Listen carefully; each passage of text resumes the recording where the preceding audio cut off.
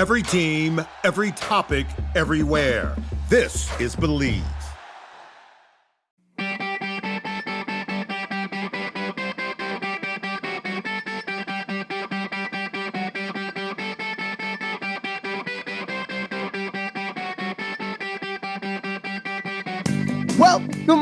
Welcome, everybody, to the Hockey Think Tank podcast, brought to you by the Hockey Think Tank community, a place for all passionate players, parents, and coaches to go to get a little bit of education and a little bit of inspiration regarding the greatest game on the planet.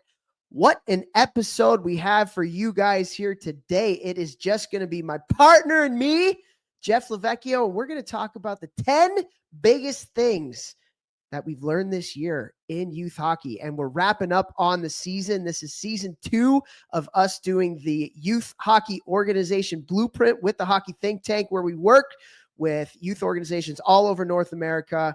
And man, what an amazing experience that was. We met so many great people and had the ability to have some positive impact in a lot of different places around North America, and learned so much through the process, through being able to collaborate with so many passionate hockey people. So we're going to talk a lot about that here today. Before we do, let's bring on the talent of the podcast, the one Jeffrey Jehu Lavecchio. Vex, what's up today, my man? Oh yeah, dude, I can't lie. I'm super jacked up right now. Are you jacked up because of your new facility? Yeah, dude, there's no reason for me to be over there every day. I am completely finding a reason to be there every day. I'm like, oh my God, they covered that little tiny hole. That's all they did today. But I'm like, yes, let's go. But painting started, what's today? We're recording on Wednesday. Painting started on Tuesday, and they've already got like half of this massive space painted. They use like a big, gun type of thing. And so I got to be in there and watch that. And big news, we might be putting in a golf simulator. Yeah, possibly. I'll find out at 3:15 today if that's a possibility or not. So the pro guys will absolutely love that. Yeah, I know, and they'll never leave. And I'm also trying to recruit Lounsey to run some camps for his high-level NHL guys out of St. Louis, since I have this dope facility that's going to be ready this summer too. So, yeah, man, I'm just jacked up. And it's the end of the year here, so playoffs. For all the local kids that I train at TPH and for Maryville University, it's all playoff time for them. So super exciting. Speaking of playoff time, your boy T. Freddy is going to be going for a cup here in Edmonton, eh? Let's go, dude. Let's go. Super excited for him to get a new opportunity here and run with it. It's going to be badass. There we go. Well, the Hockey Think Tank, we actually, I don't know if you saw this on social media yet, but we're in the Boston Globe, man. We're in the Boston Globe. Did not see that because I live in St. Louis. So yeah, it wasn't like an article on us, but it was an article on youth hockey in Massachusetts and how it has changed so much over the past couple decades. And it's, if anybody's in Mass or knows Mass hockey, like it's not in a great spot right now, to say the least. And so Boston Globe did a series of articles on youth hockey in Massachusetts. So they called us up and we gave some input on what we know, not necessarily just in Massachusetts, but in just youth hockey in general. And yeah, got into the Globe article. It was really well done. The guy who wrote it was a guy named Matt Porter, and myself and Matty Thomas. Matty's from around that area, so he knows that area really well, a guy that we work with here at the Hockey Think Tank. And so thanks to Matt for writing those articles. And again, it's just more things out there to help try to create some change and some more positivity in youth hockey, man. It's going off the rails, dude. Like, it's going off the rails. I know this time of year is always the hardest. This silly season, everybody's jockeying for positioning for next year and all the uncertainty that comes within this time of year. But man, like, the amount of messages that I'm getting from concerned coaches, parents, referees, like it's off the rails, dude. And we need to be better, man. Like, we as a hockey community, we need to be better. And this is the thing I say all the time, right? Like, so many people, the majority of people in youth hockey are great people. And it's the vocal minority few and just the machine of what hockey has become, and people not wanting to stick their neck out there to do things different for fear of repercussions, whether it's for their kid or for themselves. It's really led to just a lot of toxicity, man. And it's bad. So anything that we can do to help, like we're here, and we just, as a hockey community, we got to be better. Yeah, it's tough, man. It's really tough to see. Like you always say, there's so many good people in hockey, and there's just like a few boners that ruin it for everybody. And it just like, and it's, You know what's I really think, hard though? Or go go ahead. ahead. Yeah. Well, I was just gonna say, like, I have seen over the last 6 years of doing our show now, I feel like we're getting not you and I think we are getting through to people, but I think there's a bunch of people that have kind of all been fed up at the same time, and like we got to get this thing back on the rails.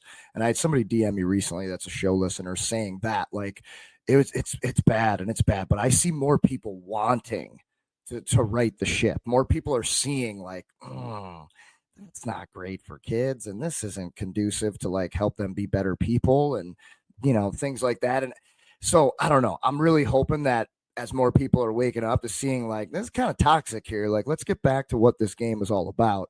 Yeah. I think we're getting closer to there. I hope.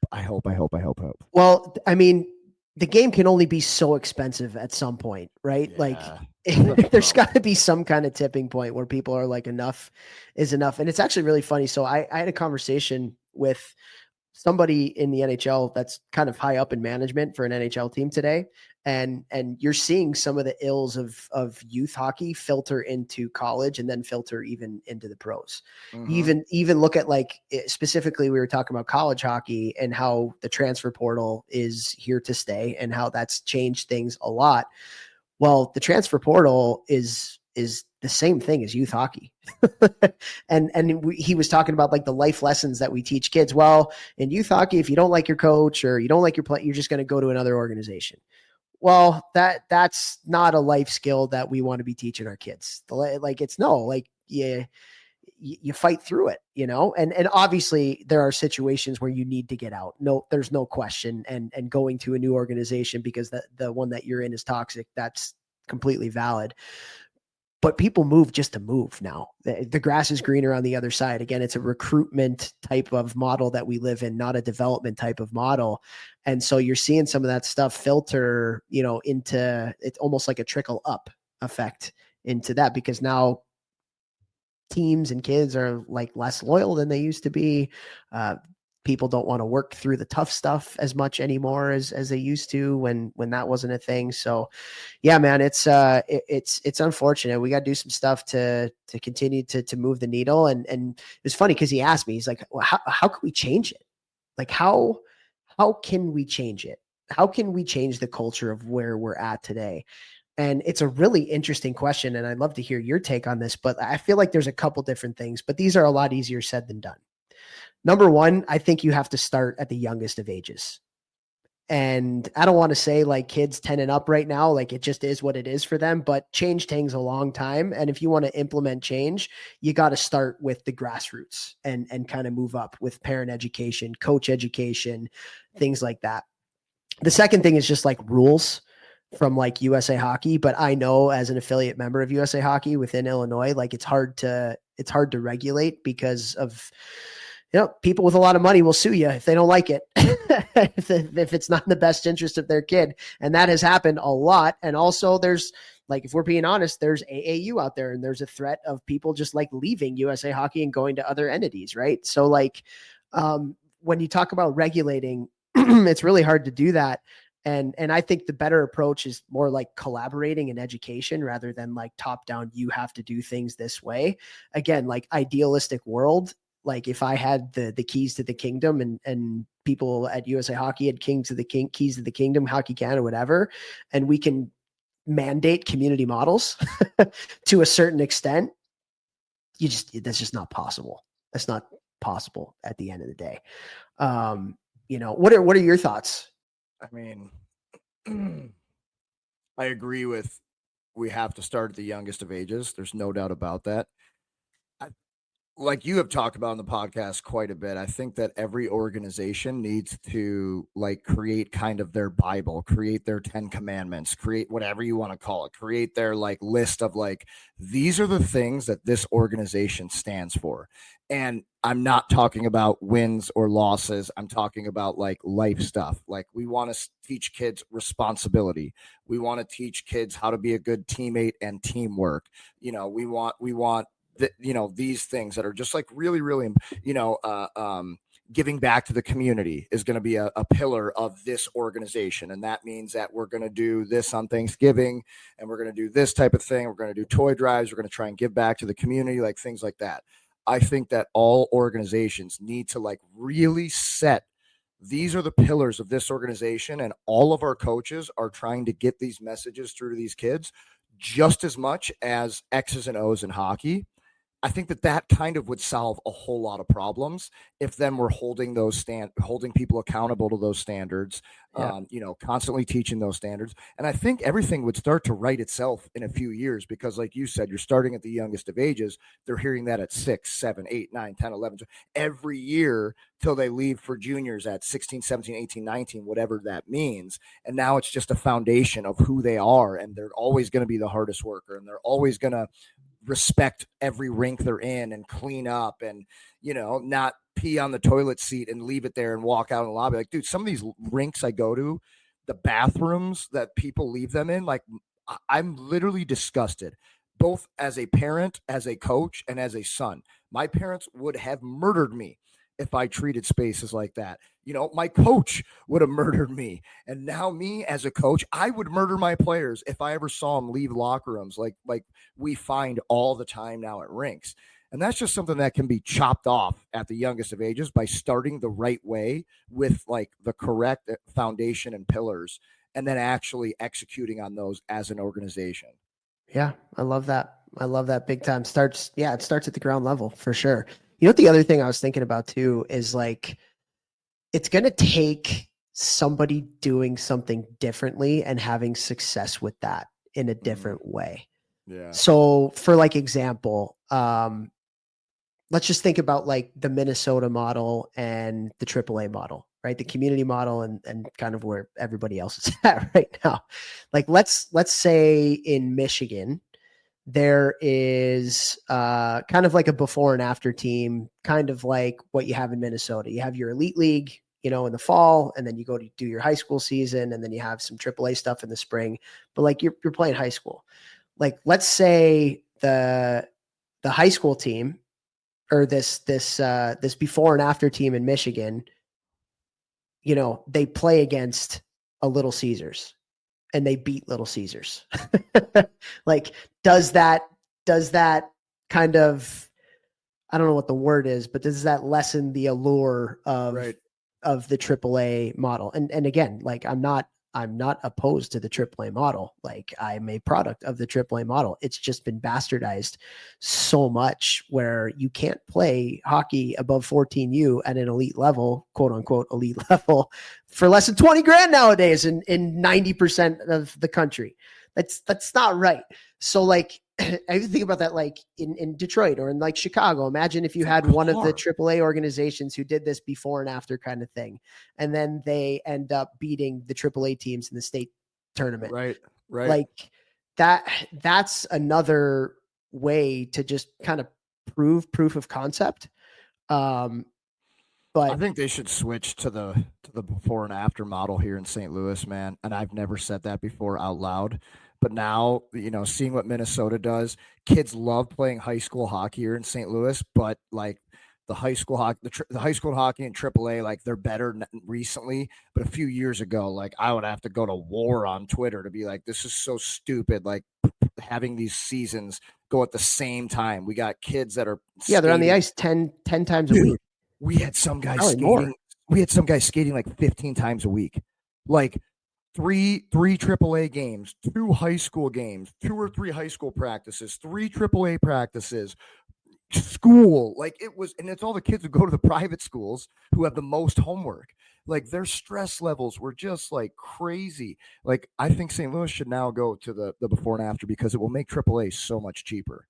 Yeah. That one, and then they can actually focus on being in the gym if they're only focusing on one team season. And I don't know. I'm gonna start talking about it here. I think, especially with the success Minnesota has. Yeah, I mean, we kind of did that when I was up in New York in like the Syracuse, Rochester area. One of the years I teamed up with Chris Collins, who runs BK now. We've had him on the Great man. podcast. Great dude. And we did kind of like a before and after thing, and we almost had two paths. So we had one path, which was, everybody kind of went hard from end of August till November when the high school season started. And high school hockey in New York it's not great, to say the least. Nothing again, like it's just compared to AAA. You know what I mean? I don't want to put kids down, but it's Yeah. Hockey is not AAA hockey, let's just say. So then in November, we had two paths. One path was individual, or not individual, but like small group training. So if you didn't have a high school to play for, or you didn't want to play high school hockey, you'd go up to Evolve where Chris's rink was and work with their skill guys, 3 times a week, whatever it was. So it wasn't like team practices. You're actually getting small group stuff that can make you better. And then we had this other route where you just played high school hockey. And we would practice once every couple weekends, on a Sunday and go play in some showcases once or twice a month from like November to February. And it was actually really good because some kids needed to go play high school. It was better for their development. Some kids, it was better for them to be a little bit more narrow path skills type stuff. But the funniest part was the 2 kids that have made it the furthest were 2 kids that at juniors in high school played New York high school hockey for the year. Like they didn't go the training route. So Hunter McDonald signed an NHL contract. He's playing in the AHL right now. And he played with us and then high school hockey for his team. I think it was Fairport. And then Zach Bookman. Zach Bookman is a stud defenseman for Merrimack right now. And I've gotten calls from NHL teams about him. And he's probably going to sign an NHL contract at the end of the year. Anthony Angelo, who I recruited to Cornell, played high school hockey junior in New York in the Syracuse area. So like, again, like that's the thing that we always try to talk to people about is like, there's not one right path. Everybody has a different path. And for anybody to tell you or your kid that like, you have to do this to get there, they're just either ill-informed or lying at the end of the day. And so there's a lot of different paths. And again, what I fear in a way is that so much of these community paths are going to be thought of as an afterthought. So then all the kids that do end up making it are from this crazy path where you have to specialize at 4 years old, because those are the only options that people feel like they have to do to get there. But that's just not the case. That's just not the case. And so, yeah, man, like, I don't know how we got off on this tangent, but like, everybody's got a different path. And one of the ways, I guess this is where it came from, like that we can see change is if people actually do things to change and then they have some success with it. And unfortunately, success is going to mean wins and losses, unfortunately. And that's where I was talking to this guy, this NHL guy too, like, it's going to take like the parents of the best players to not go to the crazy for it to change too. Because so much, and I'm sure the people listening who are in youth hockey right now, so much of what happens is relied upon what the best players do. So like if the best players jump, let's say they're 8 years old and they go play Mite AAA the next year, or Squirt Minor AAA the next year, then it's going to leave a wake and a path with the organization they left where everybody's going to be like, oh my God, we're not going to be good anymore. And we got to, and then everybody just goes absolutely insane. And then everybody thinks that they need to jump now. Whereas if the parents of the best players, like just stick with it, and you don't need to make that jump fast and they stay in their community, that's going to keep people in their community too. So a lot of it, honestly, it's a weird thing to say, but it is incumbent on what the best players' parents do. Am I wrong in saying that? No, I agree. But I think that another, like, yes, because that's just what always happens with everything. Oh, that's the best kid, whatever he's doing, we should do. But what I think parents need to actually put more stock into is who's improving the most. 100%. Not because like, Paul Stasny was always going to be Paul Stasny. Like I played with him starting in like 4th grade, maybe 5th grade. I don't know. And he was amazing back then. And you could just see that he saw the game completely different than everyone else at every stage that I played with him. Squirt, Pee-wee, Bantam, midget, junior, college, NHL. You just see like, just special talent. So like, yeah, you've got that, but then you got other guys who I grew up with, like Joey Vitale, who was like good, but like he wasn't like guaranteed to be this unbelievable player. But he played high school hockey, and that gave him the love of high school back. And like, oh, look how much better he got after he did that for a year. Yeah. Whoa, that's pretty. That's really interesting. And so you got to look at like, if a bunch of kids are all doing something and they're all getting way better than they were, not that they're always been the best, that's also something you need to look at and be like, well, maybe whatever they're doing is working because all these kids are getting better. And like Toph always says, a big part of that is loving the game. Kids love to play on their high school team. I loved high school hockey in St. Louis in the games that I played. I just didn't play against like the really bad teams because I wanted the other guys to play, and I didn't care if we were going to win 14-0. That didn't do anything for me. I wanted to be playing when we were playing the best teams, and I knew that all my babes from my school were going to be in the stands, and I could try and impress them. Freshman on varsity, what up? Oh my God, you're such a loser. Yep. He's like, yep. Yep. But you even think about it, even Stas. Like I go back, it was funny. I was looking at some stuff and I went all the way back to remember when we were in like Select 15, Select 16, all that stuff. Yep. And I went back because I wanted to see like at our Select 15, like what the USHR rankings were, like where guys got ranked. And it was so funny because you signed an NHL contract, Stas, you guys were like at the bottom of the list. Like you weren't like the studs at 15. Like even though we knew Stas was going to be really good, he wasn't there yet. No. And then you look at like some of the top players, and you never like you're like, oh my God, that's right. Like he used to be really good, and like didn't even play college hockey. Yeah. And so there's just so much that goes into it, and like I said, if there's going to be some change, it's going to take some people doing some things differently and having the courage to kind of do it differently and be okay with whatever the consequences may be, but then proof of concept, do a really good job doing that. And then eventually and everybody wants the quick fix. Change doesn't happen that way. If you want to do something different, you're probably not going to succeed to the extent that you want to succeed right away. But just if you believe in something as much as you do, and you really go after it and put everything you have into it with conviction, like people will follow that. People will follow that. And then the other part of that too is like whatever way you're going about it, like the people that are coaching, training, running these organizations, like offer value, offer more value. You want this to be the training model that works because we know that it's going to be better for kids. Offer more value. If you're playing less games, spend some money on bringing in a nutritionist and getting kids to learn about nutrition and sleep. Bring in a sports psychologist once a month or once every couple months to do some activities with the kids so they learn about positive self-talk. Like actually develop them. Do real off-ice training, not a random coach who's just running it, like, and doesn't really understand like how to do that and what that looks like over the long term and for what we need to do today. Like instead, if you're going to play less games or do this, whatever, like just offer more value and just do it better than everyone else. I don't know. I just feel like I don't care what level you're at. That should be your goal. I don't know. Put the kids first, work hard for them. Yeah. Be better. Okay. So we went off on a bit of a tangent there, but hopefully but I liked it. Yeah. But we're going to get into the top 10 things that I learned about youth hockey this year. And first though, we do have some people to thank, Jeffrey. Let's thank them. I want to thank our title sponsor, icehockeysystems.com.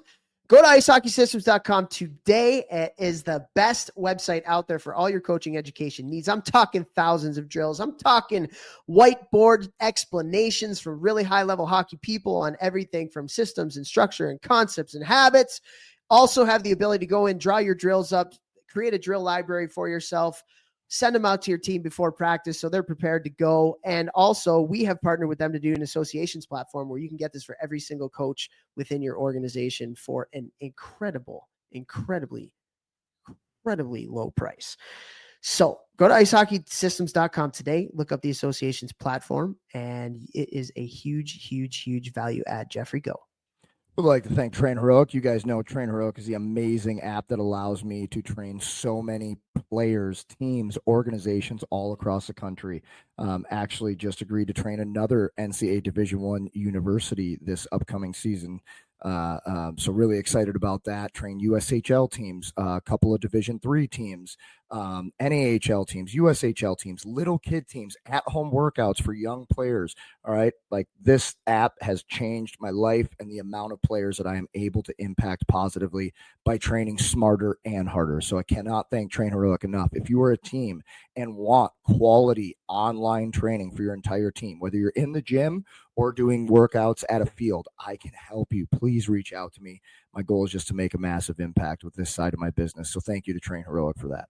There we go. Also want to thank Helios Hockey. Go to helioshockey.com today and check it out.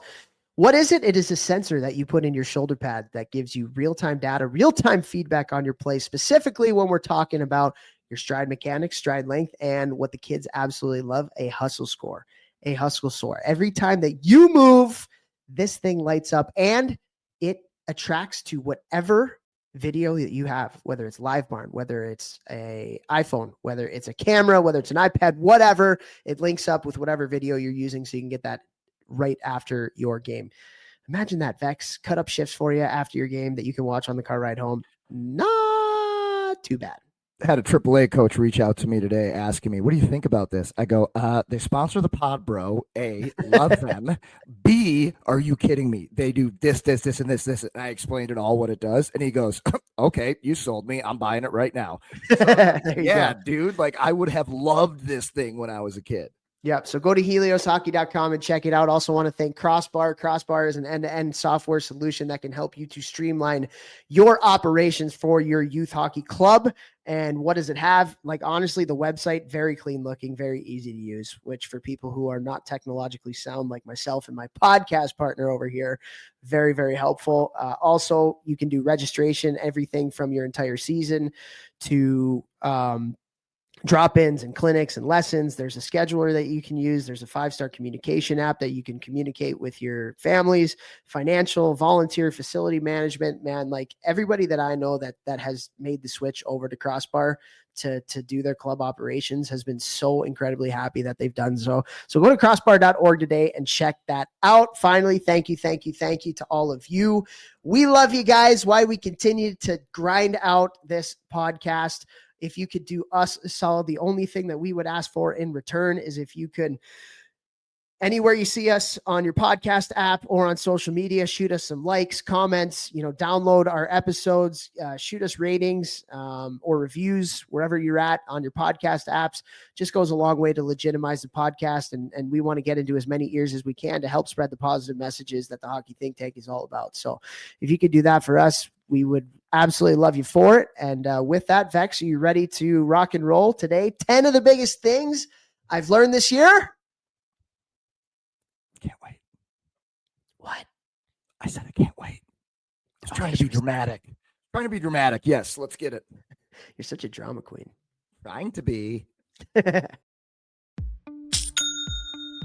Nobody does selling better than Shopify. Shopify is the home of the #1 checkout on the planet. And the not-so-secret with Shop Pay that boosts conversions up to 50%, meaning way less carts go abandoned and way more sales going through. So if you're into growing your business, your commerce platform better be ready to sell wherever your customers are scrolling or strolling. On the web, in your store, in their feed, and everywhere in between.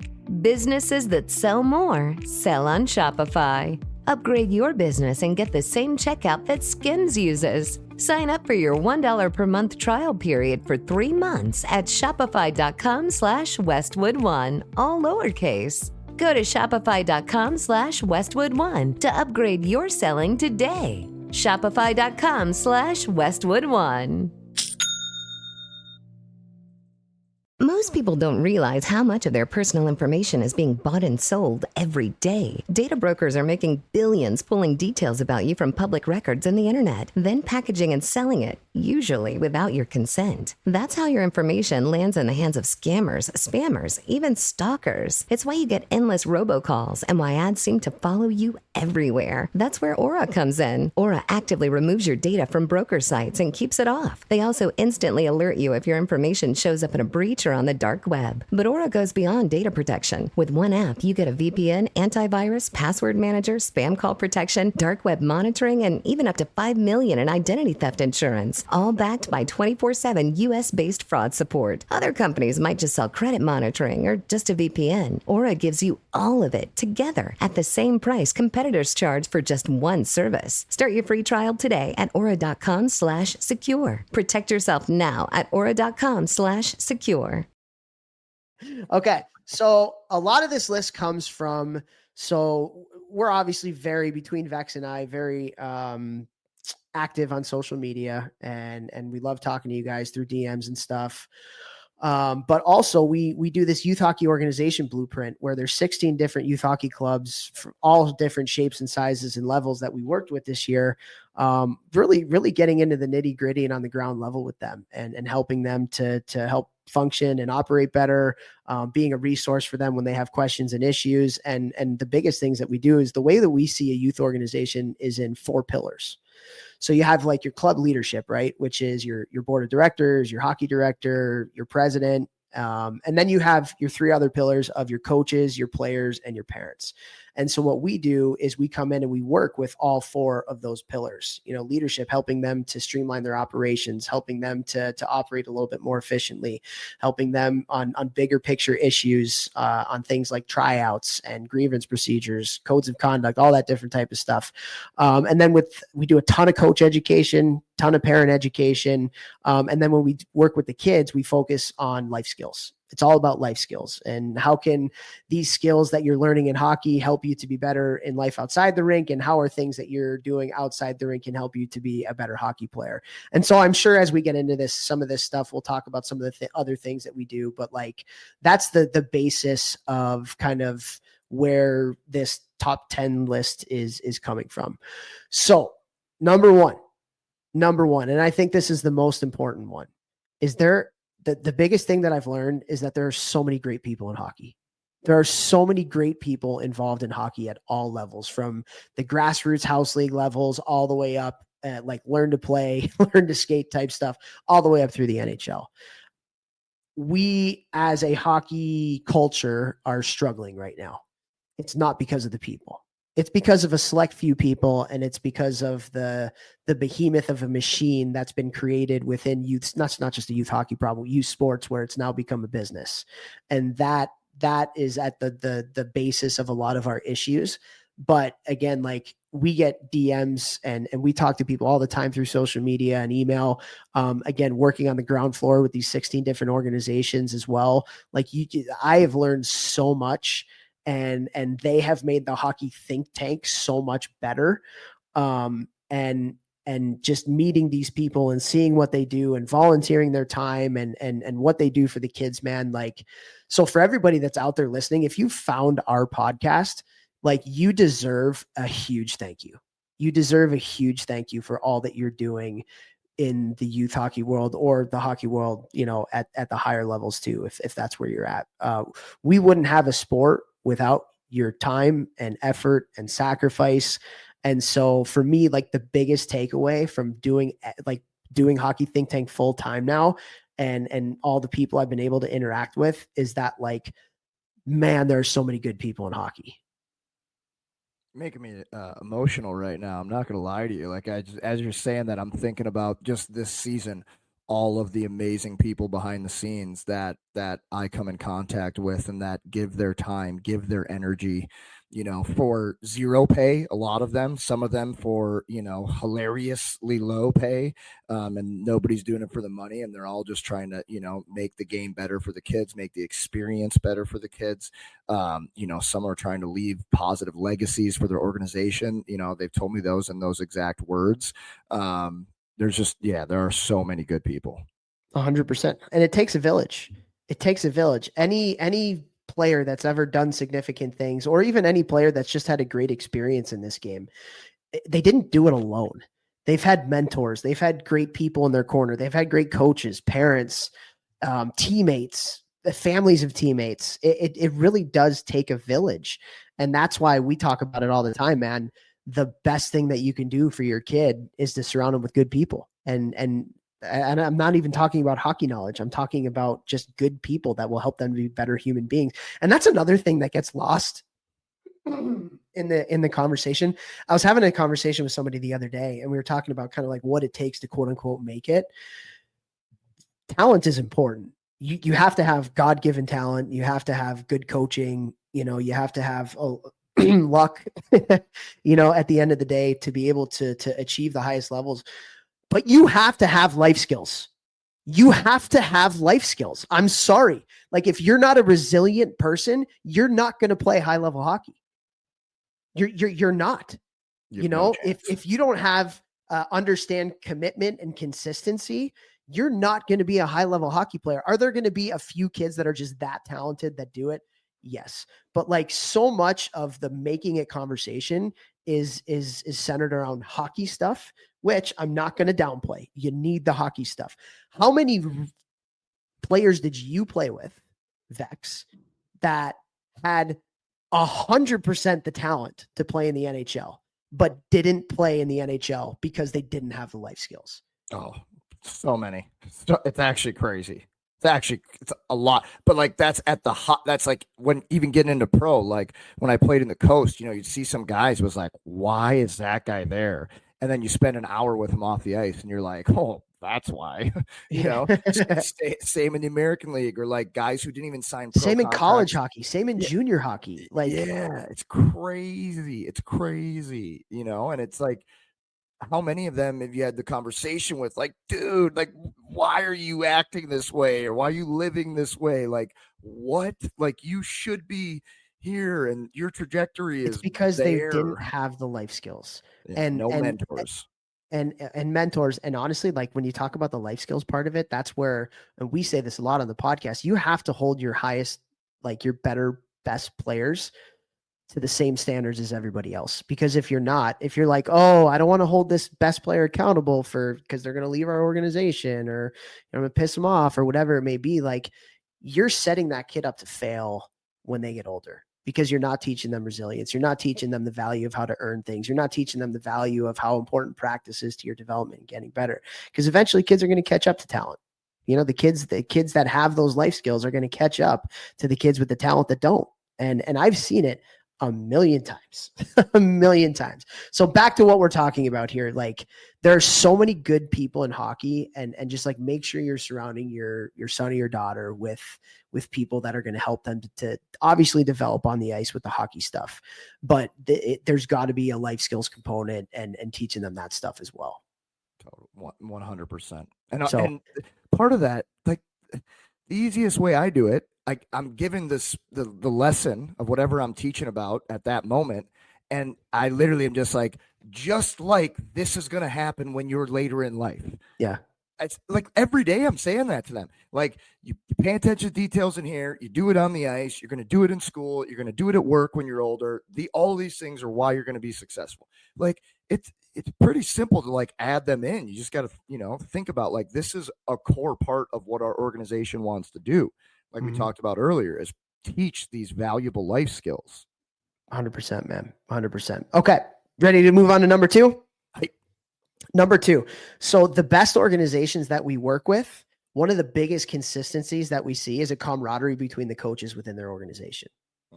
So like, the coaches get along, whether it's a physical, like, coach's room that they get into and everybody kind of, it's like you're back in a locker room, or whether it's like a metaphorical one where, like, just people are always up for, like, helping each other out in practice and filling in for different spots and, doing different things with different teams and split ice practices.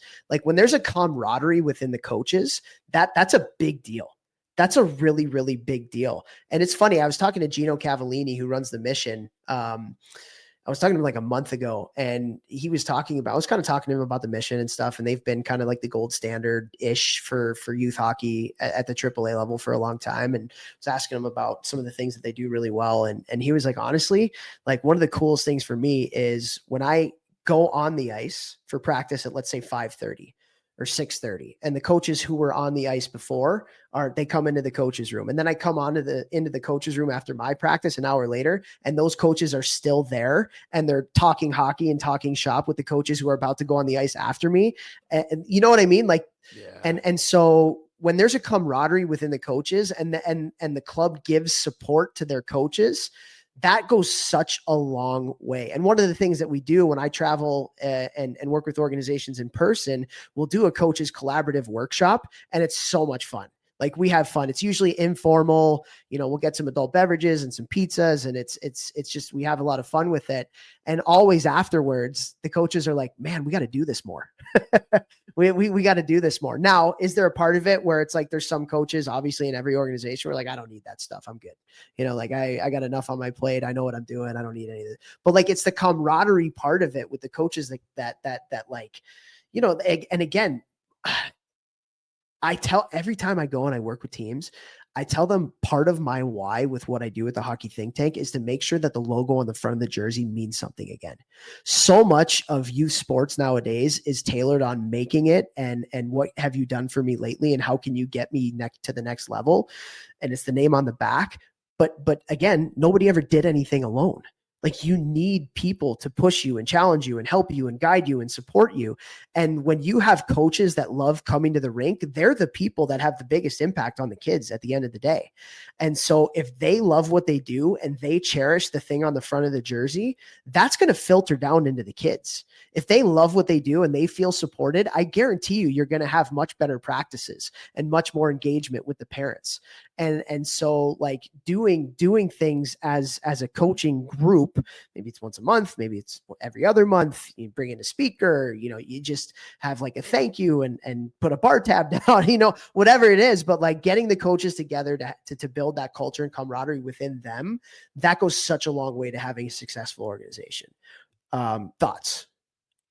It just makes a whole bunch of sense to me. And then on top of that too, when you have that type of thing going on, and this is something that like I never understood in the NHL and AHL. Like if you have all your coaches like talking like that, and they're also like all planning and talking about things they're all working on together, like you're able to like create development paths where it's like, okay, at 12U, we want to really focus on this, which is going to lead into 13U, where we're going to be focusing on this, which leads into 14, which, and so it's like, I played in Providence when we did a completely different system than the NHL Bruins were doing. And it's just like, well, why would we be doing something different? If you get called up, something you've been doing for 60 games, you get called up game 61 to the NHL. Now you got to learn a whole new system and do something different. And as a pro, that's part of the gig. Like you got to be able to be adaptable like that. It's not that big of a deal, I guess, but it's like, well, why wouldn't we just be doing the thing that they're doing? Because we're all trying to get to that level. And so then it makes it more seamless for the transition, which then makes the big club better, which is the one that makes all the money. So same thing in youth hockey. Like this is just going to not, obviously it's promoting, coaching, relationships and values and all these things you want to be working on, but you can also just create a better development plan from the times that they come in at the youngest ages to whenever they're going to be done. Yeah. Yeah. And the more people that kind of you have to talk to and collaborate with. And if you feel comfortable in doing that because of the culture that's been created in the quote unquote coaches room, the better your plan is going to be, because it's not just your thoughts. You're getting good ideas from other people, and talk about mentorship, like people that have done it before, that can give you ideas on how to set up your season and stuff like that. So yeah, man, coaching, education, and just that collaborativeness, it's a big deal. And that's actually one of the coolest things that we do. It's like the highlight of my week week is every week we do a coaches call that all of the coaches within our umbrella of organizations that we work with have the ability to come on, and we'll pick a topic and we'll talk hockey, and it's cool. Like people from Calgary are interacting with people from Boston, who are interacting with people with Ohio, and everywhere that we kind of are, which is a lot of different places.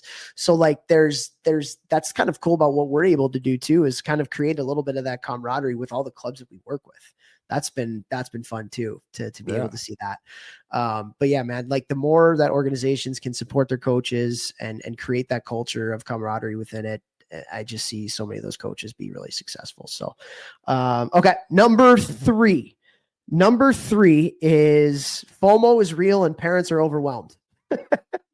FOMO is real and parents are overwhelmed.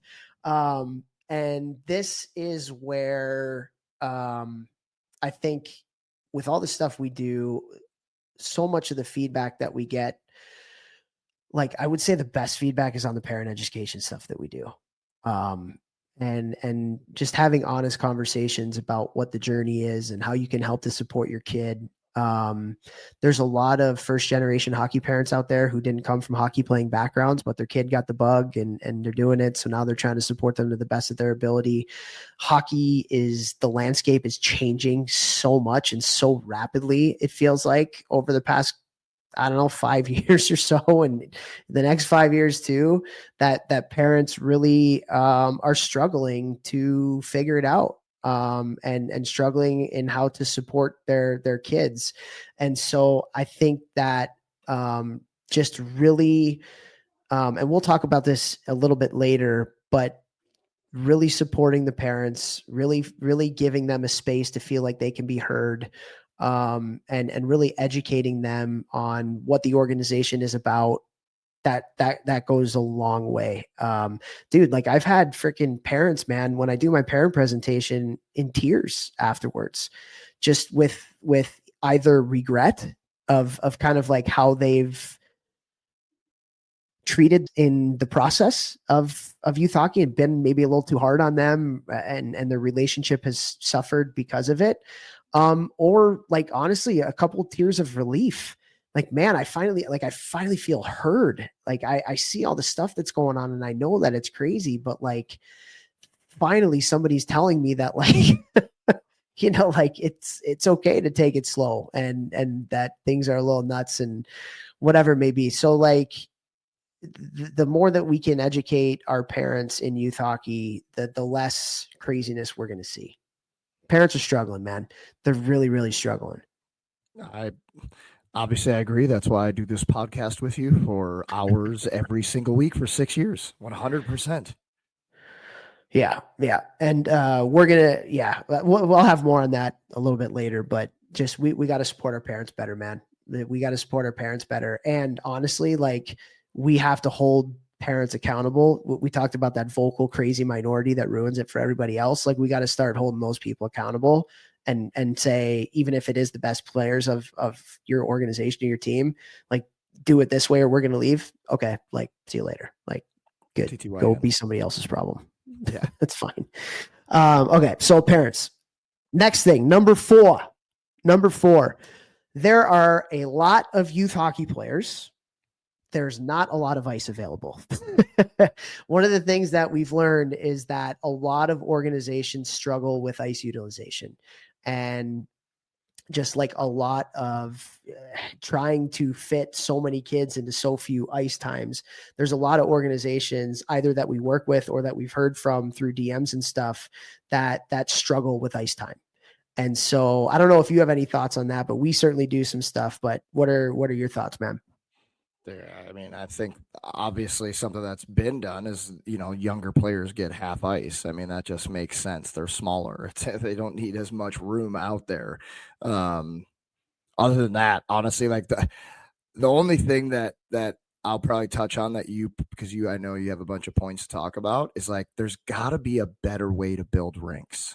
Like just from an efficiency standpoint of trying to lower costs. I don't know what that looks like. I've never built a rink, but like I would assume lower roofs, like I don't know. Like some of these, like there's a rink here in St. Louis that is $78 million it costs to build it. The ceilings in the lobby are like 3 stories high, and like it's like, dude, to heat and cool this thing year round must be literally astronomical. Like you didn't have to build it that way, and they are hemorrhaging money.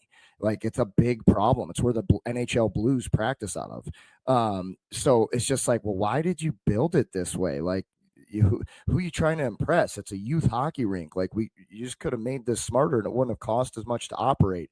So just from a feasibility thing, I think that, that would probably help rinks with money, which then ice would cost less and stuff like that. Yeah, that most rinks are for-profit driven machines right now. So yeah, that's how they're building them. Right. So a couple things as it relates to this. Number one is ice allotment. So there are creative things that you can do to get kids on the ice at certain times and with certain other teams. And we have this whole like ice utilization concepts that Matt Thomas put together, who works with me. And it's amazing. Like literally one of the clubs that we work with, it's a little bit more of a summer program that does a phenomenal job out in the Boston area, Dryland Development Project. What's up, boys and girls?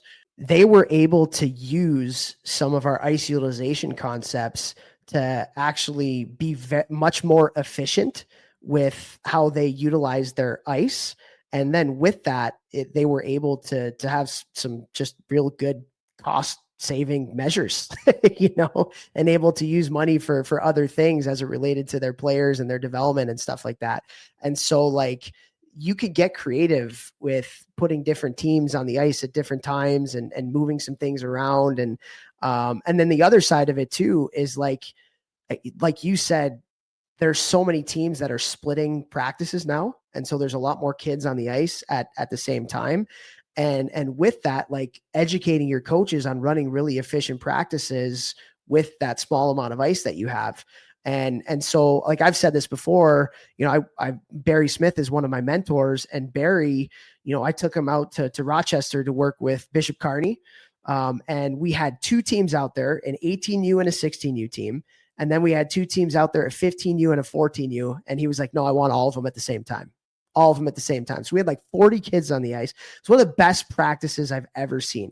6 different stations, doing some station-based stuff, splitting the ice and doing some more team-specific type stuff. Like there are ways to do it where you can have a great freaking practice, and you don't need full ice to have great practices. Is it nice to have every once in a while, maybe once a week if you're an older team to get concepts in on your team structure and things like that? Yeah, for sure. But like, I know when I was a Bantam major, my team won the national championship. A third of our practices was on a studio rink.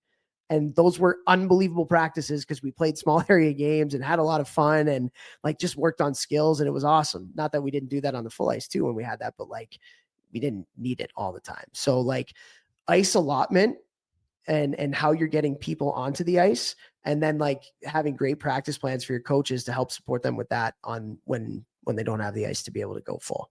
Makes sense? That. Yeah, no, 100%. 100%. Yeah. Absolutely. So shoot me an email me if this is something that you're interested, or something that your club is struggling with, having too many teams and not enough ice. And by too many teams, I don't mean like you should have less, but like for the ice that you have, you don't have enough to go around. So, ice utilization, a big one. Number 5, Vex. Number 5, and this is a big one that I see with so many different organizations, and that is the difficulty in communicating with your families at like a mass level. So what do I mean by that? Like whenever you need to, get something out there for things that need to get done, or, maybe you're just trying to hammer home culture type stuff, whatever it is, and how you want to communicate with your families. Like that's really hard because the easiest way to do it is just through mass email. So just send one email, click send, and then it goes to everybody. But in reality, like, do you read a lot of mass emails? I don't read emails, period. You don't read emails at all. But like a lot of people just don't read their emails when they're mass emails.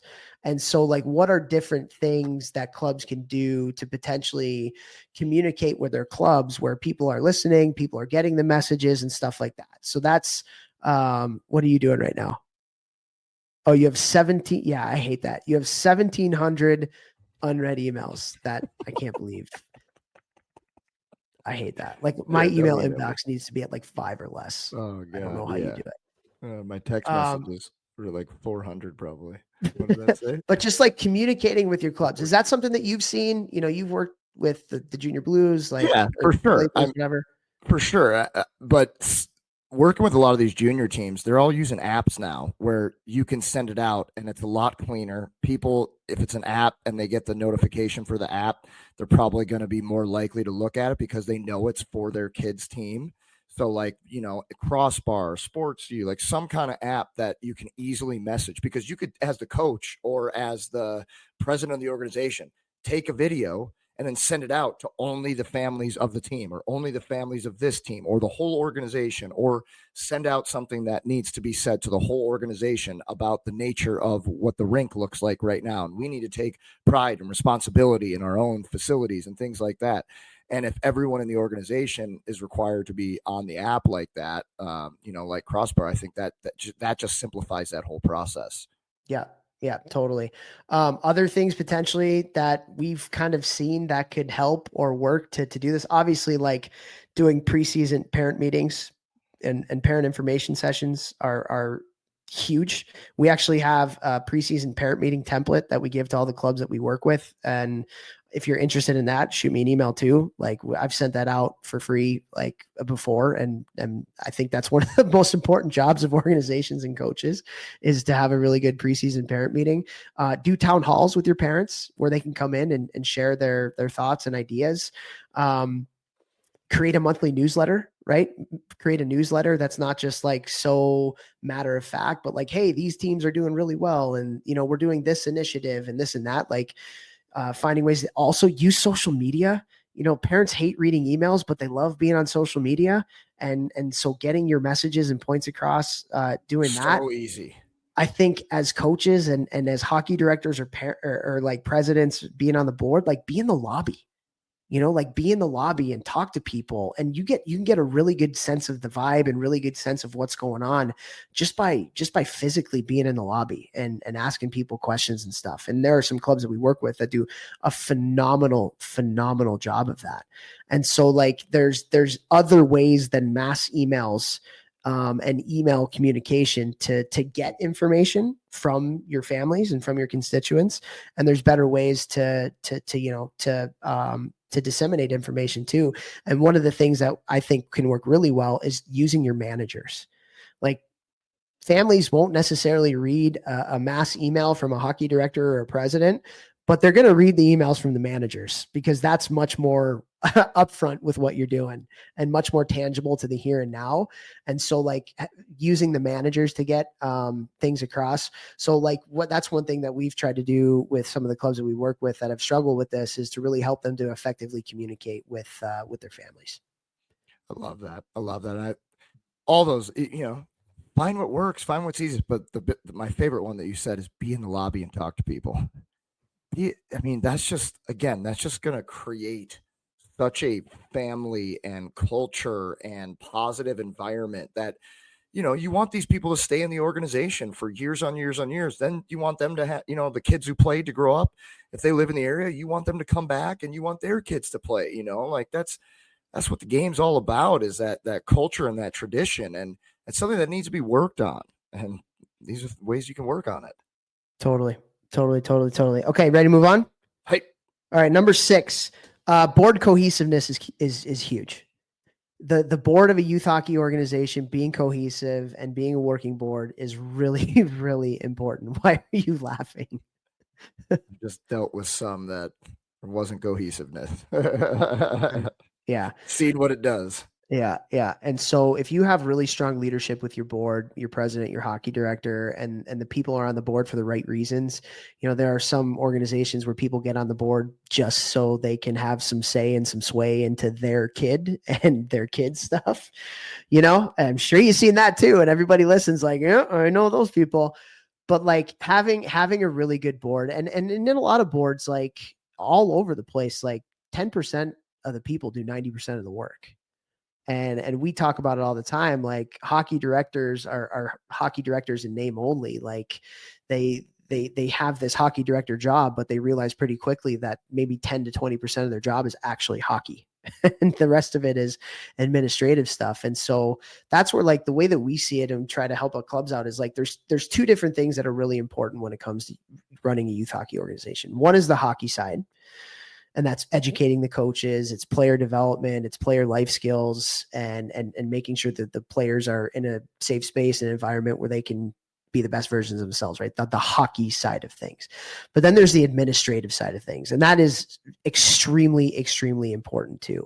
And if you can put together roles and responsibilities within your board and with some different parent volunteers where you can let the hockey people do the hockey stuff and you can take care of the administrative side and do it in the right way, man, does that help to have an efficient organization at the end of the day. Your kids are going to get so much better because the hockey people are focusing on hockey.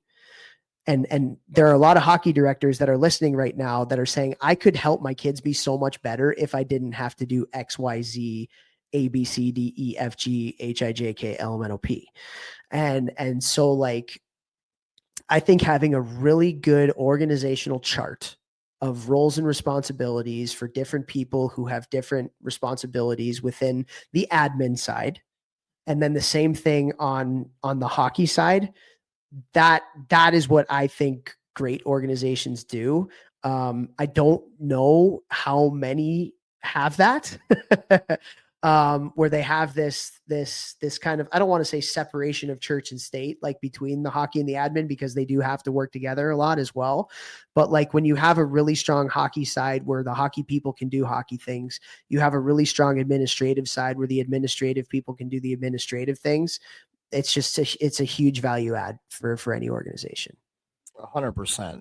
And if you have valuable hockey people that understand the game, have played in the game for a really long time or coached in the game for a really long time, especially if they spent any time at the higher levels, like you got to lean on those people. It doesn't mean that they're right about everything. It doesn't mean they're never wrong, but hopefully, you know, they've learned a ton if they went through every stage of development in their own careers, whether as a player, as a coach, and they can help you, you know, build out the hockey side of it. And then as far as, like, you know, some things that I've dealt with different boards over the last, you know, however many years, you know, doing what I do, it's like, I don't know. Some of them I'm like, would you run your business this way? Like, if so, you must not own a business. Like, I don't, like, some of the decisions that they make, they just literally don't make any sense. And I'm like, how are you coming to this decision? And like, why aren't you doing this or that? Like, you know, so it's just like, make sure on the board, like the people that you accept on the board actually know how to run an organization. Cause I've seen good or people, could just play a role. Or could just play a role. Or like, put them in the role that makes sense for their has skills. no idea, but they also maybe they have a gift of fundraising, you know, and they can help create events to help fundraise to ease the costs for some of the kids and the families or whatever the operating costs are. You know, maybe you have someone who is really good at organizing tryouts. You know, that doesn't have to necessarily be somebody that knows a ton about hockey, but if they can get people in the right spots and organize it in a way that's efficient and streamlined, like, and so there's all these things that need to happen. And you don't need to be a hockey person to be a very valuable person on a hockey board in youth hockey. Right. And so, but I think it's really important, like, give people roles and responsibilities, you know, and clearly articulate what those roles and responsibilities are. The president and the hockey director can hold those people accountable to the things that are given to them. And then you work together as a cohesive unit to make sure that all the I's are crossed and all the I's are dotted and T's are crossed. There we go. And responsibilities are divvied up and delegated to people who are good at that stuff. Because at the end of the day, like, hockey directors, a lot of them are not good administratively. They get into the job because they want to coach hockey and teach hockey. And if you can pair them and with people who can do those other things, again, it allows them to do the things that they love to do and are good at. Right. Right. And the administrative people are good at those things on that side. Like, a hockey director isn't good at, you know, a lot of them, at some of the administrative stuff. So yeah, anyways. So, okay. So number 6, number 7, Well, what I'll do you say got? one more thing just about like boards. Yeah. Get alumni involved. Get Ooh. alumni involved. Like these Ooh. are the people who, looking back, loved their time in the organization. They had pride in it. They formed all these unbelievable memories for their whole life. These are the people that you should be actively recruiting to come back and help and come back and see what the rink looks like now. And yeah, because those are the people who are going to be donating money, like for the next generation, the next generation, the next generation. And just more money in the organization means you can do better things for the players, or build a second sheet so you have more ice for your organization. And so like, get your alumni involved. And like, real simple idea. If you find out that you have a bunch of alumni that own businesses and stuff, reach out to them, make them sponsors of your website, put them on your jersey for low cost because they're alumni. But now, you're talking about your alumni businesses that are owned by businesses in the community that are owned by alumni, like do that for free on your website, get them to want to come back, get them to want to do those things. So like, know who your alumni are, know what they're doing in the world now, lean on them, help them get in front of your audience, and they're going to want to give back to the organization. And in that way, everyone's winning and everyone's helping everyone. For me, this is a no-brainer that every single organization should be doing, but I see almost none doing it. 100%, man. Yeah. Yeah. Like, We're going to talk about that in a little bit too, because Okay. that's another one of our things. good. Good. Good. Good, great, grand, wonderful. No yelling on Bus. the bus. Nobody does selling better than Shopify. Shopify is the home of the #1 checkout on the planet. And the not-so-secret secret, with Shop Pay that boosts conversions up to 50%, meaning way less carts go abandoned and way more sales going through. So if you're into growing your business, your commerce platform better be ready to sell wherever your customers are scrolling or strolling. On the web, in your store, in their feed, and everywhere in between. Businesses that sell more, sell on Shopify. Upgrade your business and get the same checkout that Skims uses. Sign up for your $1 per month trial period for 3 months at shopify.com/Westwood1, all lowercase. Go to shopify.com/Westwood1 to upgrade your selling today. Shopify.com/Westwood1. The secret is out. With millions of younger-looking customers across the country, Plexiderm is one of the most highly sought-after products on the market. It visibly shrinks under-eye bags and smooths out crow's feet in minutes, and the effects last up to 10 hours. Influencers love it, magazines feature it, and people just can't get enough of it. As a matter of fact, Elle Magazine gave it an Editor's Choice Award as Best Instant Wrinkle Filler for 2025. In as little as 10 minutes, Plexiderm reduces the appearance of fine lines, wrinkles, and those dreaded under-eye bags. So yes, you can look years younger in minutes, and the effects last for hours. No surgery, no gimmicks, just results. The best news, you can try Plexiderm for only $14.95. Plus, get free shipping. Don't wait. Order Plexiderm today. Visit plexiderm.com/special. That's plexiderm.com/special. Paid for by Sheer Science. Okay. Number 7, the more work that you do up front at the beginning of the season, the less fires you're going to have to put out during the middle of the season.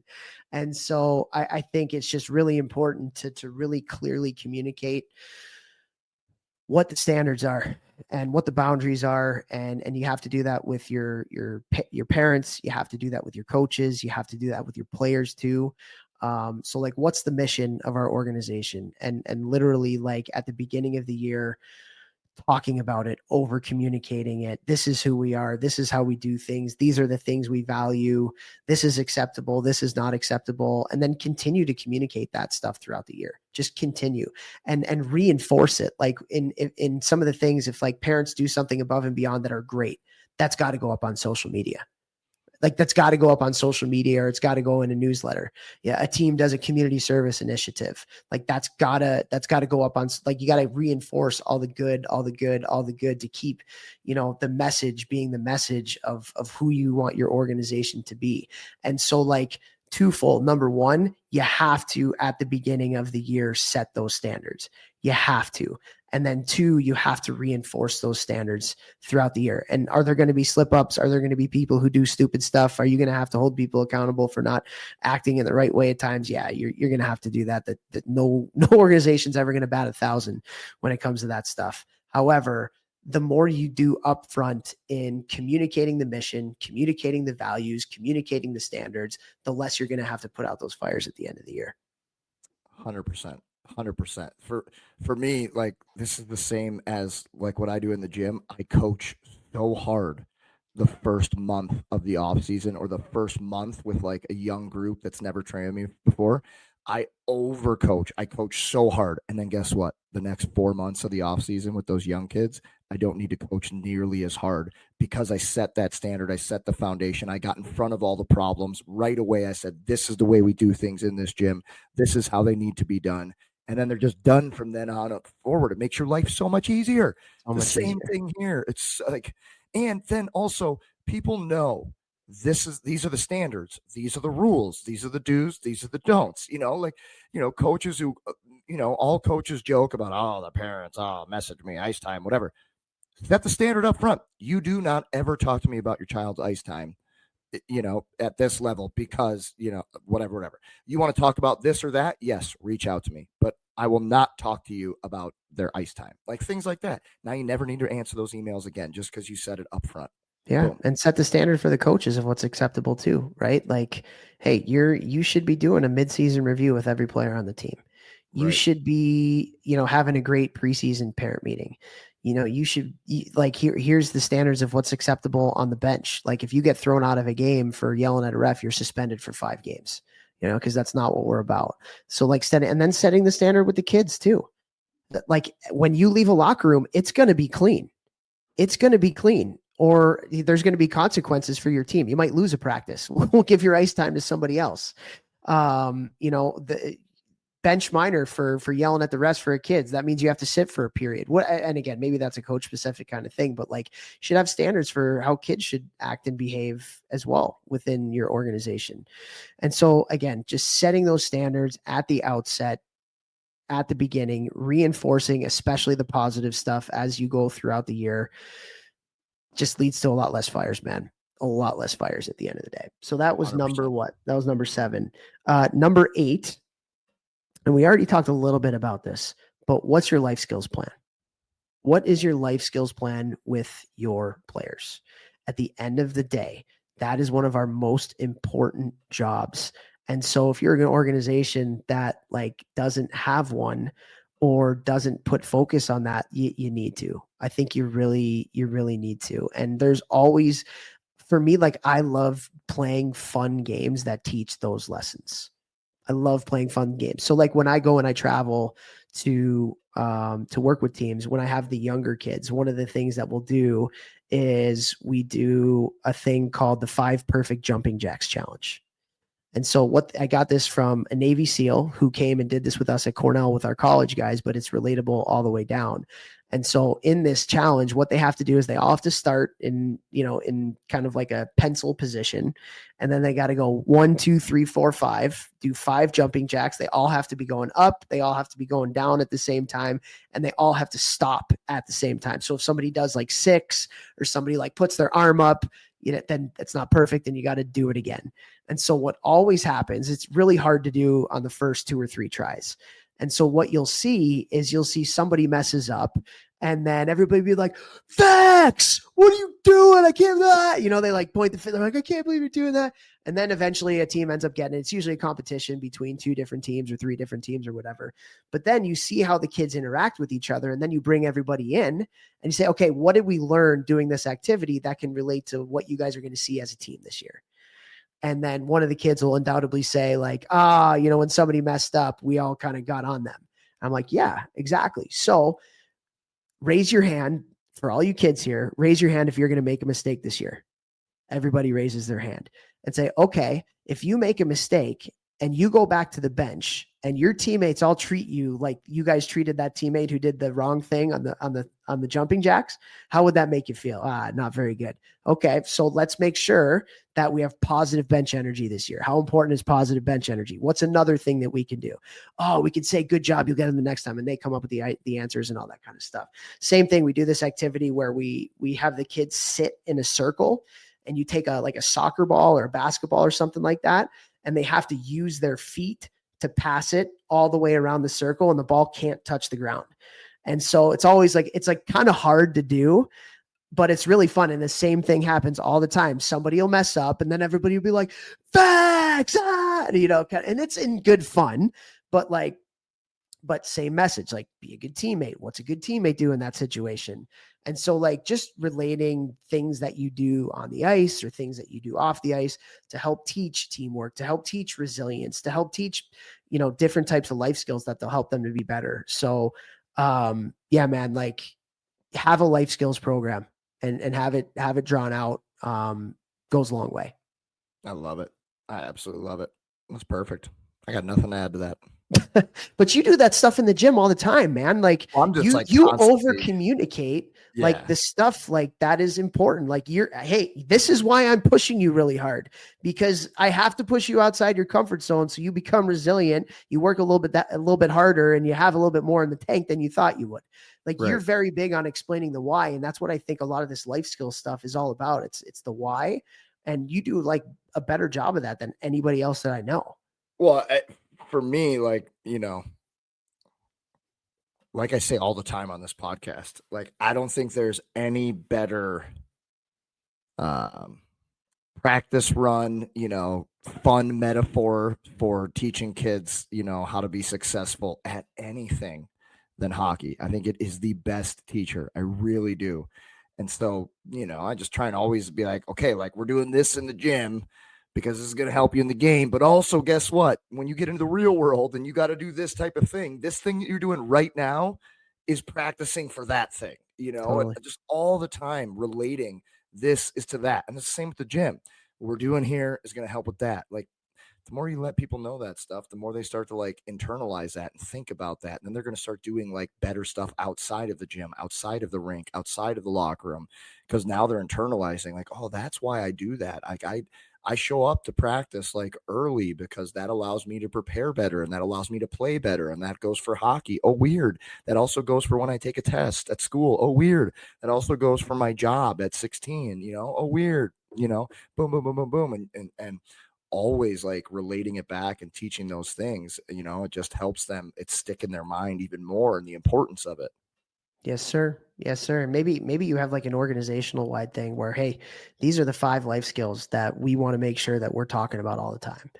Communication, resilience, consistency, whatever the life skills are that are important to you guys, and make sure that those are plastered up on the walls, and communicated in every email and every newsletter, and coaches are talking about those things. Yeah, the life skills part is a big part of it. So that was number 8. Number 9, and this is something that I don't think we did enough of as it relates to our work with the Hockey Think Tank, but certainly something we're going to do a lot more of in the future, and helping clubs to kind of create something like this. And that's mentorship programs throughout the whole organization. And I'm talking about parent mentorship programs where maybe you have a group of parents that is available to all the new parents coming into the organization. And maybe it's not just the coach that's doing the preseason parent meeting, but a parent that was with the club or has been with the club for a long time comes in and talks about their experiences and all the anxieties that they went through, or all the great things that happened, and having some sort of a parent mentorship program where you can welcome in the parents and educate them through that. Coach mentorship, a lot of young coaches are coming in that either haven't been a leader on a team before or haven't been a youth hockey coach before, and they need guidance. I mean, I came into youth hockey coaching college hockey and thought I knew everything, and I knew nothing. It was such a learning experience. And so I think having coach, maybe you pair up a coach that's been with the program with a young coach that's coming up as their assistant, or just somebody, you pair people up, based on different levels, or whatever, like pairing a coach that's done it with a coach that hasn't, so they can learn the ropes a lot faster. And it's not even necessarily maybe the hockey stuff, but just the ancillary stuff of what it takes to, in how to communicate with parents and how to put together practice plans and how to do team building and culture and all. Like, there's so much that goes into it, right? So like having some sort of coach mentorship program, having a player mentorship program. Maybe you do something where once a month you do joint practices, but it's with like an 18U team and an 11U team, where they go on the ice together, and maybe they get paired up with a buddy, and they, you have a team party together or something like that, where the younger kids who are looking up to those older kids, they're interacting with people who they want to be in their spot one day. And so doing some sort of mentorship within the players, and that's something that I want to focus on a lot more next year with the clubs that we work with. And I hope that people can do that. And honestly, if you have ideas, like anybody that's listening right now, or there's something that you do within your organization, shoot me a DM or email me. And I would love to hear them, because I think that mentorship is everything, man. The more that I do stuff, the more that I'm seeing the benefit and just the absolute gold of what mentorship can do. I mean, there's zero doubt about that in my mind. I mean, it's so obvious. Mentorship, it's so obvious.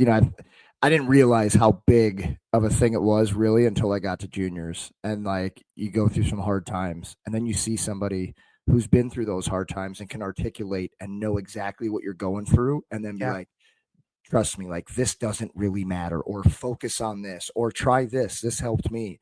And it's like, whoa, the light's back in my life. Like, oh my God, like I was making this big deal out of nothing. And like, all I had to do was this. And then just guys helping me with that through the hard times I went through my first year in juniors was like, okay, like I want to do this for every single guy that's younger than me, so I can just help them through these times and know it's not the end of the world. I had a young kid at TPH St. Louis come up to me today and just be like, Bex, like, can I talk to you like after workout? And he was like kind of embarrassed. And he brought me to the side, and he was just like I keep making mistakes on the ice. And I'm like, who's the highest paid guy in the NHL? I don't know. I was like, he's like, whoever it was, Austin Matthews. I don't know. I'm like, what's he make? 11, 12 million a year? How much do you make? Oh, $0. Oh, you're paying a bunch of money to play. Okay. Well, that guy makes a mistake on almost every single shift, in every game, in every practice, and he's getting paid 12 sheets. You're paying almost 12 sheets to play the game.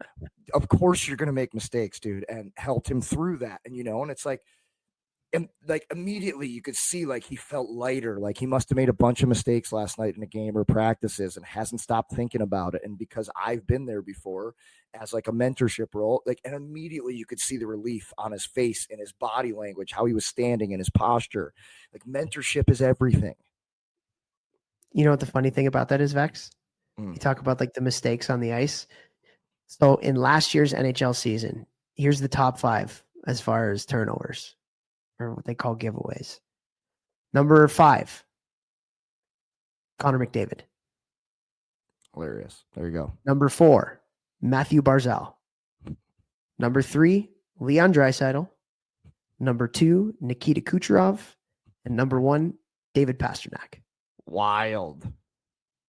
Most That's giveaways wild. in the NHL last year. Ooh, I'm going to tell them that tomorrow at school. Note to the coaches, right? Like, let your kids make plays, man. Like, they have to understand how to make plays and get the confidence in doing that. If you're always telling them, no, you're not developing smart hockey players or confident hockey players at the end of the day. So just, those 5 are pretty good. Love it. Love it. Pretty good. Okay. Lastly, number 10. Transparency is everything. Like, if you want to run an efficient organization and create buy-in and decrease the amount of, just kind of gray area problems that so many youth hockey organizations go through, like, be transparent with everything that you do. And again, that starts at the beginning of the year. And make sure that especially the leadership of the club and the coaches are living out on the things that you say you're going to do. So, that's one of the biggest kind of like, when I get messages from parents or from coaches that are struggling, a lot of it is honestly due to like a lack of transparency, and they don't know where they stand and they don't know what to do because the club, like they feel like their club is kind of like back channeling different stuff and politics and all that, which does happen for sure. But like the more transparent you can be as a club with how you do things, the less fires you're going to have to put out. And put everything up on your website, all your codes of conduct that you make people sign, like all your processes for tryouts, that's a big one where transparency is really important. Honestly, man, like the more transparent you are, the less fires you're going to have to put out at the end of the day. And the better satisfaction you're going to have with the families within your organization, because we know as players, but it's with everybody. Like the worst thing is to feel like you're being left in the dark. It's like the worst thing in life is to just the fear of the unknown. And the less that you can have that with your families and the organization, like the better satisfaction they're going to have, the less you're going to have people club hop, and the less fires you're going to have to put out. Transparency, man. The more efficiently your club will run, because you can make decisions right away because there's not all these back channels and politicking and whatever. It's like, no, we know this is what the standard, everybody's bought in because they're here. Okay, we're going to make this decision. Boom, let's move on it right now. Yeah. And sometimes these clubs, like, it takes 6 months to make a decision about anything. And it's like, what? Why? Like, I don't understand this. Like, let's right now, let's make the decision right now so we can get better right now. I do not understand it. Like, it drives me banana land sometimes. No question, man. So at the end of the day, hopefully, I don't know, like hopefully these are things that can help, the people in youth hockey to help their organizations be a little bit better, man. And at the end of the day, that's what we do here with the Hockey Think Tank, with this youth hockey organization blueprint, and working with those 4 pillars: the club leadership, the parents, the coaches, and the players. And reach out to me, reach out to us if there's any way that we can help. If you think that we can help your organization in different capacities with a lot of the stuff that we talked about here today. And like I said, with this blueprint, man, like we've learned so much from the people that we work with and partner with. Like, and the way that we go about it is like, we don't come in and be like, you have to do things this way. Like, that's because there's different ways to run a successful youth hockey organization. And so the first thing that we do is we ask a lot of questions. Like literally the first thing we do is we give the board a questionnaire of what's your mission? What's your vision? How are things going? What are some challenges? What are some things you do really well? And like, we want to work with clubs to help the clubs be the best version of what they want to be. And that's different for different clubs. And so it, like I said, it's been a really cool learning experience. We've stolen a lot of things that we've seen other clubs do and then helped other clubs that we work with to do those specific things. One of the coolest things that we do actually is every month we'll have a leadership call. So anybody from all the boards that we work with have the opportunity to come on this call, and we'll pick a specific topic. Our last topic that we just did actually was tryouts, because tryout season is coming up, and you have like all this information sharing. So like I said at the beginning, like something that one of our clubs in like Minnesota, that what they're doing for tryouts can help a club that we're working with in Boston, or in Alaska with one of our clubs that we have up there, so like just that collaborative nature of it. That's a lot of fun to be able to connect really cool hockey people. And so, hopefully this stuff helped. Reach out to us. One of the biggest things we actually have right now, and this is actually really, really cool, is we have like a referral program. So if you're a hockey parent, and we'll put this on the show notes at the bottom of this, if you're a hockey parent that like thinks your club can do a little bit better, or you want to provide some more support for your club, we actually have a referral program where you can go onto our website. There's a link that we have where you can refer us to your program. And so like it will put us in touch with a decision maker with your program, and then we can have some conversations with there. And so we'll make sure that we put that on the show notes. But I know that there's a lot of parents that listen to this. And if you feel like we could be a positive value add and have a positive impact on your organization, click that link and put us in touch with some of the people in your organization and go from there. But yeah, this was a fun episode, man. I love these ones where it's just the two of us. Yeah, that was fun. That was super fun. And love the list you compiled. That was really cool, man. Sweet. All right, guys, have a great week, and we'll see you on Wednesday for short shifts. Adios, amigos.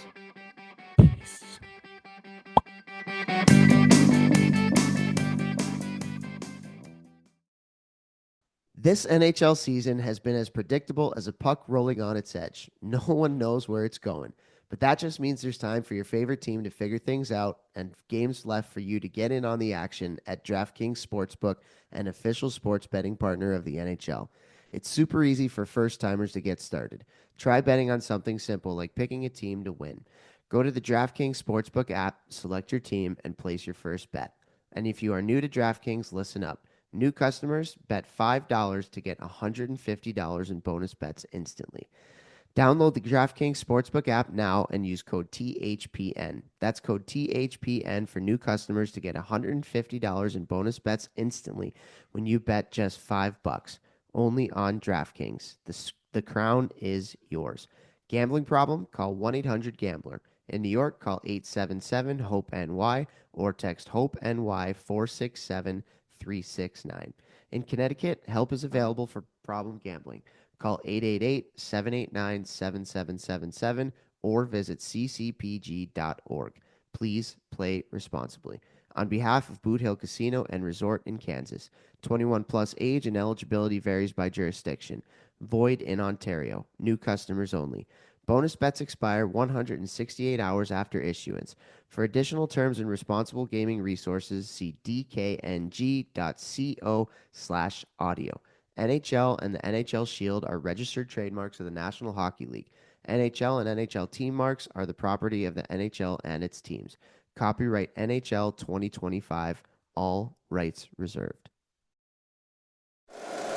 If you like the show, please take a moment to rate, review, and subscribe. It really does help the show to grow. Thank you for listening.